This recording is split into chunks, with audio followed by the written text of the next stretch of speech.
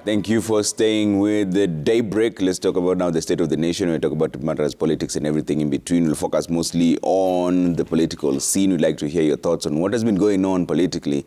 Trevor Mbija at Citizen TV Kenya, use the hashtag Daybreak. We have Raila's game plan here. It's the front page of the Daily Nation. We're also with us in studios, Honorable Jared Okello, Nyando, Member of Parliament, and Honorable John Kagusha Mkuruini, Member of Parliament, is joining us online from Mombasa. And Gabriel Meduma, Political and Communication Strategist, is with us here in studio. And Muduma, I'll start with you on this. What is your general view of the game plan by the opposition going forward? They've made quite a number of statements. First one is they don't recognize the president, William Ruto, as the president.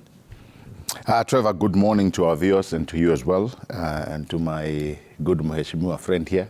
Well, I think it's not much more on the game plan, but rather what you need to accept. Trevor, there are sets of, and this is matters, policy and governance. There are sets of things that do confirm that an election took place in this country. Those are facts that affirm that an election took place, an election went through, and I believe all the grievances or all the objectives that set out to address grievances were exhausted. The Supreme Court, what have you, and what we have now is, according to the law, is a legitimate government that is in place, according to the facts of governance and policy that affirm an election took place. So for somebody or an individual to say that you don't recognize that there is a legitimate government, I think not only are you lying to yourself, but you're being a little bit off. Because you cannot purport as an elected leader to, and this is something I've been talking to many Waheshimiwas about, it does not sound right. It's a little bit asinine for you to come and say, I chastise a system because it did not go favorably on one particular seat, which is the presidency. But I confirm that every other facet of that election was okay. That is the gubernatorial position, the Senate, the women rep, the MCA, the MP. And you are chastising the very system that elected you into office while pointing out a myriad of disenfranchisement of that particular presidential seat. It does not make sense. And this is where, Trevor, sometimes I think we need to come to the realization that it's not a matter of life and death. Mheshimiwa here was elected through the same system. And so I keep encouraging people. Yes, it may not have gone the way you may have wanted, but that does not nullify the fact that all systems support a legitimate government. It may be, and just like anybody else, losing is not an easy thing politically. And that is why you had the current president talking about constituting the office of the official opposition. Because I think this is something that has been captured before, that when you have somebody who has put in a lot of weight in terms of political capital, in terms of resources to garner for a particular seat, and they don't get it, and here I'm talking about the presidential seat, then there is a fallback where they are allowed a voice, not only to check government, but to also encourage the people who voted for them to feel as if they have a skin in the game. You have the shadow cabinet, you have an office that will be well, not only represented, but well financed. So I think it is something that we need to look into in terms of the office of the official opposition. Yeah. And as we move along the issue, just to backtrack again, Trevor, we've come to the height of believing, or we should come to the height of believing in the laws of the land, the very same laws that we've taken so much time, the same parliament that we have supported, the same Senate that we keep supporting. Yeah. When they put up laws, when they put up independent offices, yeah. can we allow the proper oversight and the proper support? Okay. Going back, it necessarily does not mean I don't need to recognize you, Trevor, if you have beaten me. It is not my wish to be with you on the same platform to say, this is how I felt it should have gone. Yeah. No, there is something else called respecting the law. And I think the game plan of what now people are saying, we need to rally supporters, we need to walk into State House, we need to, I think that is just, it's going to the extreme. Okay. And it's quite unfortunate. Let me bring in Kagusha on this. Kagusha, is this going to the extreme? Because Raila had an 8-point ultimatum in Kamkunji. First, let's talk about the first two. We as Azimio, that's what it says, reject the 2022 general elections. And number two, we do not recognize William Ruto as Kenya's president. Is that going to the extreme, or is it being done the right way? It's extreme, and I think it's far-fetched. It's close to fiction or even more than fiction, especially looking at the timing. 6 months down the line, you come up with an interesting theory, which clearly you can tell it's a paid theory. It's a theory that is being manufactured within the Azimio file and ranks. And I think we've got to stop calling it Azimio, because we all can see that most of the senior members of Azimio have withdrawn from this process. You saw that same day that Raila was going to Kamukunji, members of Jubilee went to see His Excellency the President, perhaps to play allegiance and to recognize the government. And, just about a week ago, the president had also gone to Nyanza, and you see most of the senior political leaders from that region did actually work and promised to work closely with him. I've also seen the governors also closely working with His Excellency the President. You saw Professor Nyang', he actually went to State House to have a meeting with His Excellency the President when, on the other hand, his party leader was declaring that the President is illegitimate. And so clearly you can tell that this is more of a personal process that is being undertaken by the party leader. And I think there are few individuals in that formation who look like they are more enthusiastic about this process than anything else, like my friend Babu Owino, Jeremiah Kioni. And when you look at their engagement and involvement in this process, you can clearly tell it has a bit of personal agenda in terms of alignment and in terms of succession arrangement. And so they're looking at how and who succeeds Baba at what point in time. I had an engagement with one of members of ODM here, and of course he was clearly telling me, the government is so big, you people cannot be in government alone. You must give Baba, even if it is 20%, because he also got votes. And you can clearly tell in this arrangement, one of the end game has nothing to do with the electoral process. It has to do much more with the power sharing. It has to do much more with Baba also being part of government in one way or another. And especially where you're able to draw this from the pattern that we have seen over the years, then you can only logically conclude that indeed what Baba wants is to be in government in one way or another.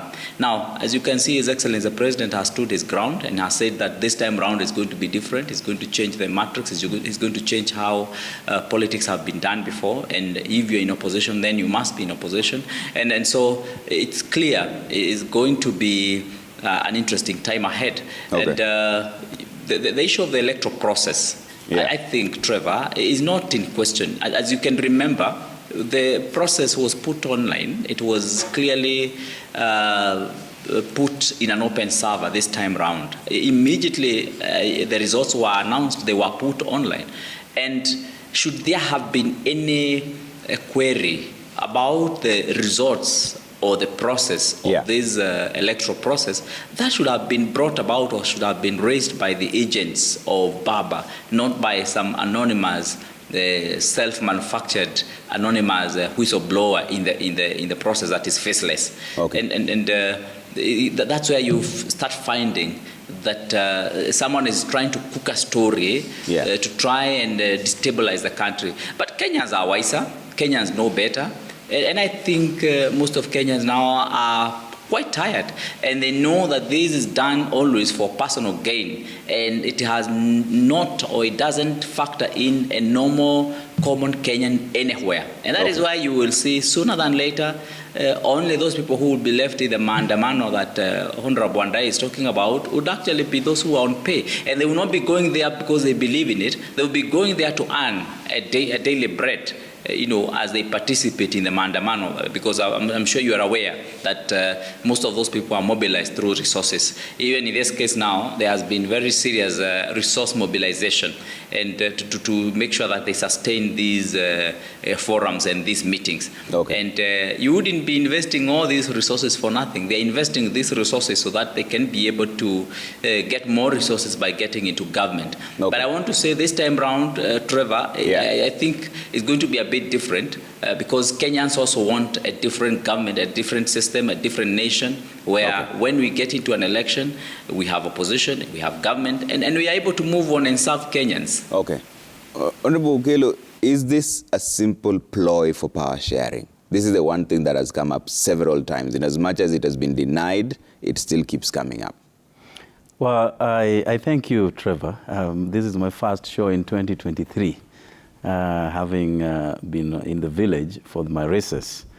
But allow me to pass my condolences to the family of Professor Magoha. The country is mourning, and real education icon. Professor Magoha has really lived a checkered career all through his life. I've been listening very keenly and quite pensively so to his colleagues in the academia and in his profession as a surgeon. And they have really very encouraging accolades about a guy Kenyans thought was very firm and tough, and certain times his words bordering on arrogance. But this is a very sound personality at the end of the day. So the country is really in great shock at the death of Professor Magoha, especially coming at a time when his brother, immediate follower, had his body being flown into the country from the United States. And this is a double tragedy. It is said when it rains, it pours. And it has really poured on the family of Professor Magoha. We as a country, especially those who really enjoyed his services, looking at how he transformed the Kenya National Examination Council, which was indeed a cartel in itself. You couldn't really justify an A from a C and a B or a D before Magoha stepped into that office. But when he moved in, he cleaned that entire enterprise. And that wasn't an easy thing to do.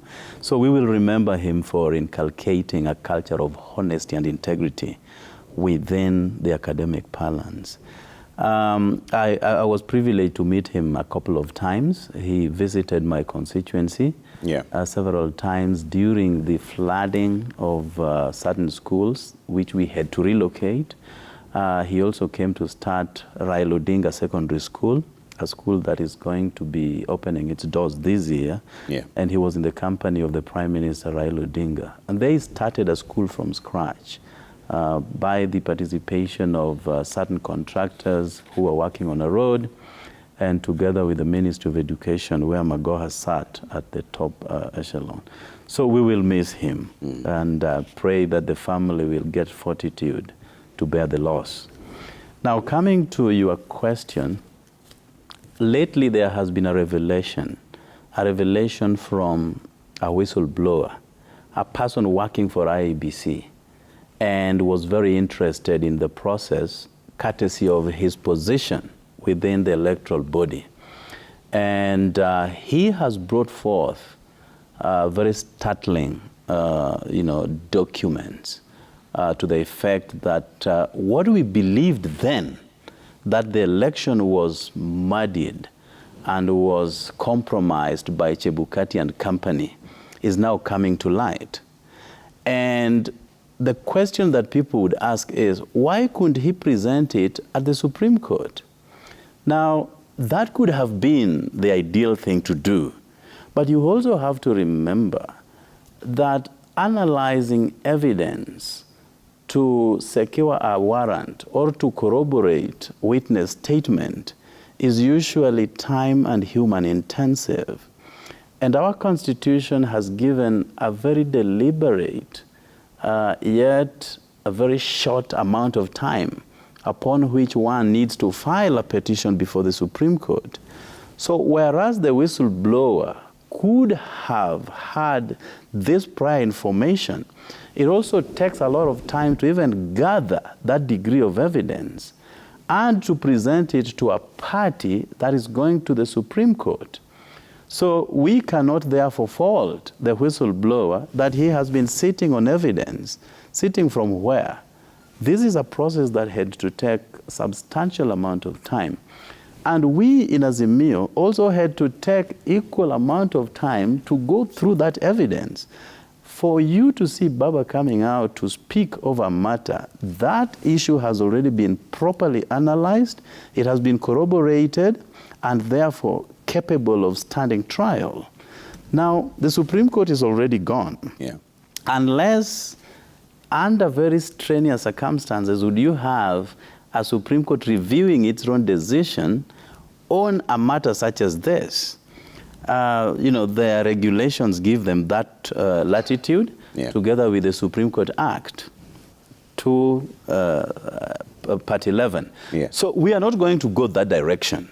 But what we are saying is these revelations that have not been controverted up to now, and that therefore feeds into their integrity and how genuine this kind of revelation is. So what we are saying is, why can't Kenyans know that this is exactly what happened?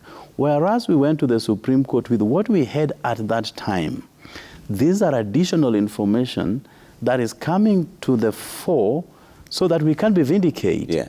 But many people say, Jared, that this is not the first time you're rejecting election results. This happened in the Moi regime, it happened in the Kibaki regime, it happened in the Uhuru regime, it's now happening in the Ruto regime. And people say this is commonplace for the opposition. It's the same thing you say over and over again. What do you say to the people who think it's starting to sound like a broken record? What people are simply saying is that election will be stolen. What you are required is to accept and move on. Are you then saying that all this time election has always been stolen? Every time we have raised pertinent issues around elections, we have always provided evidence. Because what people would ask is, where is your evidence? In the year 1997, when Raila first reigned to become the president of the Republic of Kenya, he became number 3 in that election. Matiba was number 2. Former late President Kibaki was former President Kibaki was number 2 and Raila was number 3. I do not know whether there was rejection of that result at that time, but I do know that there was serious rejection of results in the year 2007. Because in 2002, when Raila said Kibaki tosha, Kibaki defeated Uhuru by such a huge margin. And Uhuru came to actually accept defeat as a gentleman that he raised up to now. And thereafter, there wasn't any furor around that election. So in 2007, that election was heavily compromised. The international community said as much. The observer missions said as much. And therefore, we cannot therefore say that it was wrong for Raila to say in 2007 that his election was stolen. In any event, Kibaki's party then, I think that was TNA. No, not TNA, but DP had a coalition with certain political parties. They only had like 43 members of parliament against over 100 from Raila's political party. So that was an issue to buttress the mere fact that Raila actually won. Okay. Of course, with the intervention of the international community, there was a coalition government when Raila became the prime minister and Kibaki retained his position. Is that the end game with now, the pressure president that is on? Now, you also have to understand that things have changed. Yeah. There is a lot of dynamism in politics. In 2007, there was violence across the country. And to stop that violence, power sharing formula was crafted not by Kenyans, but we were pushed by the international community through the involvement of Kofi Annan, the late, who came here, brought the two warring factions together and came up with a compromise. Okay. So that was then. In 2013, you know, we had a similar problem. There was violence in certain parts of the country, but Raila said, let Uhuru continue with his term. And in 2017, Raila again, as a candidate, went into that election. Whereas people fought in certain parts of the country, he reached out to his brother, President Uhuru Kenyatta, to bring about peace and not to share government. You have to recognize that even though there was a handshake in March of 2018, not a single person from Raila's coterie joined government. He just said, you run your government, we are restoring peace in this country, and let us work together for the common good of our country. So this idea of Raila positioning himself to join government, which government? He has already said he doesn't recognize any government. So which government are people saying he would want to join? If he never joined Uhuru Kenyatta's government, where he had, I think, if he wanted, he could have. Because they were, apart from, you know, reaching that consensus, they were also friends, and they are still friends today. But he never joined that government. So this idea of Raila angling himself to be in government is to run away from the truth that we have incontrovertible evidence that President Ruto and his friend Chebukati compromised the election. That is what we need to be talking about. And not Raila joining. Joining what? I mean, he's not interested in joining anything. Let me bring in Gabriel on this. And Gabriel, are these moves likely to destabilize the government? Because now we see on the front page of the Daily Nation, nationwide rallies, tax resistance. Is that likely to destabilize the government? Of course. And you know, when I told you earlier on that I kind of cringe when elected leaders go out there to illegitimize a process. Not accepting results, as Maheshima would tell you, is okay, is fine. You saying, I don't recognize you as an elected leader, that is okay. That is your own, you know, that's where you hold your fort, and guaranteed in our constitution, you can raise your hand and say, I will not recognize. That is fine, okay with you. I mean, with you and with everybody else around you. But to try and bring an element of illegitimacy in a process that has gone through the phases of affirmation is a little bit skewed. And the reason why I'm saying this is, if you are legitimizing the process that an election took place, or it was seriously flawed, when do you legitimize your process as an elected leader? You see, this is a problem with using linguistic and euphemism. I tell people, at some point, you must come to the table of factual realignment that, hey, wait a minute, I cannot say that this process is so flawed, but it is the same process that has put me in office legally. You've already started taking over the mantle that the Mwananchi has given you in your specific area, but on one end you say, no, the process was flawed. Now, yes, we have come to, and this is my worry, and probably I would believe many Kenyans are worried about the very same thing. It's the destabilization that you talked about. We are coming, first of all, not only from an election, we are coming to, or from a period where COVID really not only ravaged life as we know it, but really hit us economically. We took a very big dent, economically, socially, whichever way you want to look at it. And it's not something that Kenya only did. It was a global phenomenon. So we are, many countries, not only Kenya, we are playing catch. And now for us to go back to the elements that you're seeing.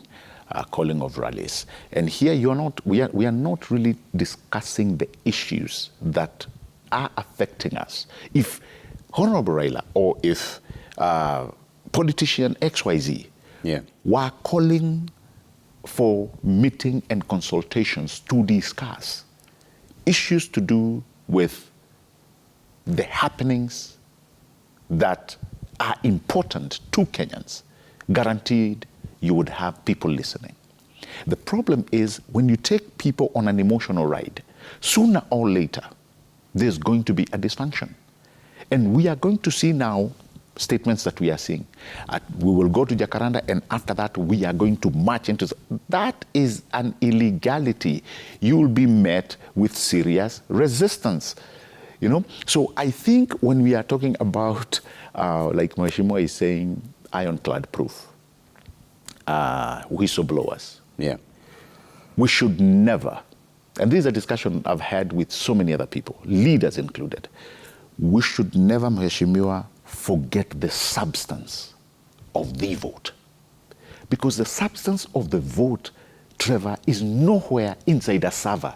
It has never been, it will never be. The substance of the vote was a paper pinned at the polling station in Mashinani. That is the substance of the vote.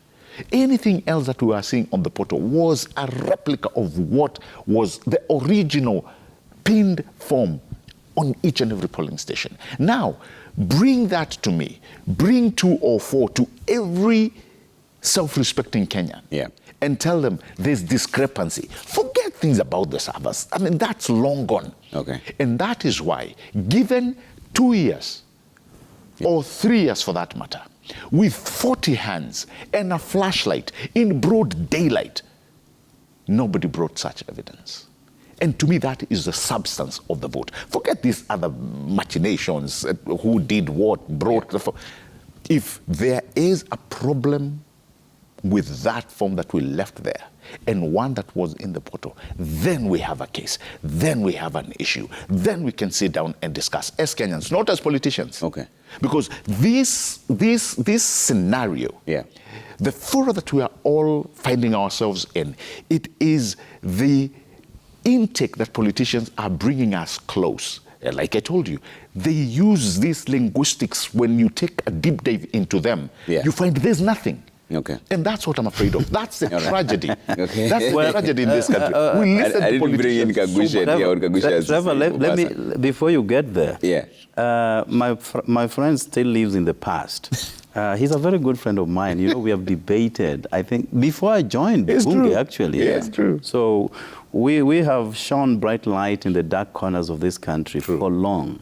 But I'm perturbed that he lives in the past. He says when people show up in Jacaranda, that they will be met with some force. No, I didn't say Jacaranda. After Jacaranda, they are saying they will walk, when they walk to all the way to any Possession Square and go to State House. Correct. You will be met with resistance. Correct.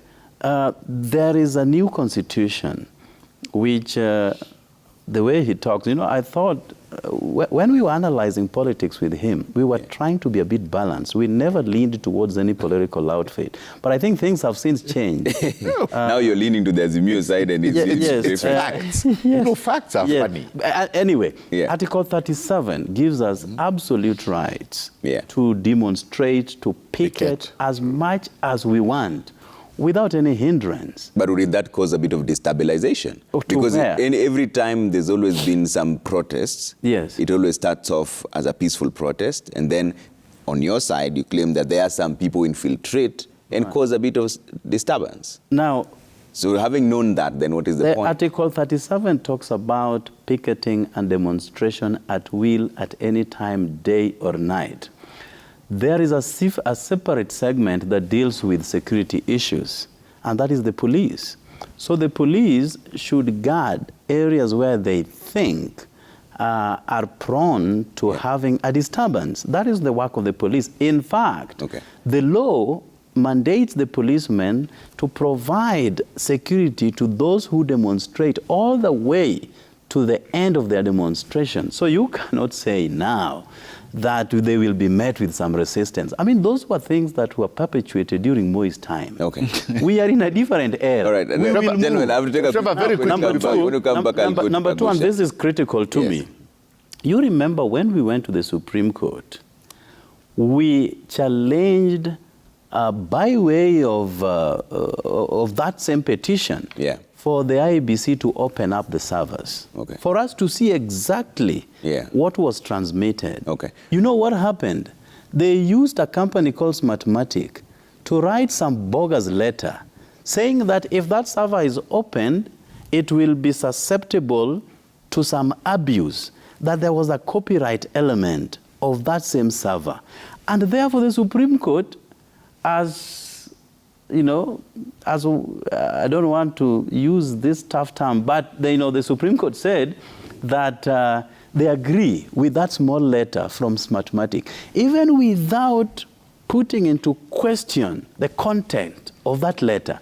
So no server was opened. And that same problem happened in the year 2017, you remember. All right. That is one of the reasons why the Maraga-led Supreme Court nullified the elections of 2017. Okay, we'll come to the IEBC in just a bit. I have to take a quick commercial break. Let me say this before we get there. This is the last one.